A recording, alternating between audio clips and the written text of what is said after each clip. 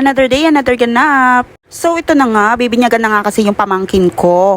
Ay, hindi pala pamangkin. Actually, apo ko na pala yun sa pamangkin. Ito nga pala yung mga kaganapan ng Sabado. At syempre, ngayon ko nga lang na-upload dahil nag-edit pa. Mabuti na lang talaga ito si Ate Tis ay kumpleto recados na ang mga props. At syempre, di na nga kami na problema pa ng mga gagamitin na pang backdrop dito. Mabuti na lang talaga ay marami siyang telang nabili dahil nga madalas nga din may mga event na nagaganap dito sa rooftop. Naisipan nga din namin lagyan ng bulaklak itong mga lobo dahil feeling nga namin walang buhay kung lobo lang ang design ng backdrop. Kami na nga ang nag-ayos dito at dahil wala din naman makakatulong ang mga bata para sa ganitong sitwasyon, pinag-uusapan na nga namin na pwede na nga kami mag-business ng mga catering services. Dahil nga halos kompleto na nga ang gamit dito sa rooftop, meron ng sound system at syempre di ka na problema sa event place. Mabuti na lang talaga may mga boys kaming ready din tumulong sa mga ganitong event.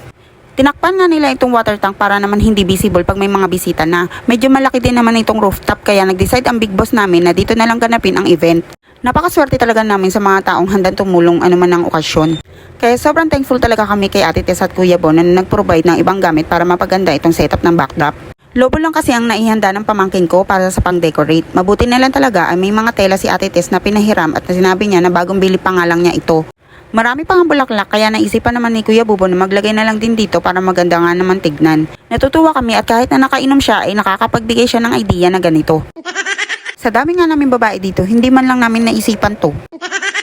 Masyado nga kami nakatutok sa setup ng backdrop kaya hindi namin naisip na pwede pa pala maglagay doon. Mabuti lang talaga ay hindi pala sing si Kuya Bubo at nakapag-isip pa siya ng magandang idea.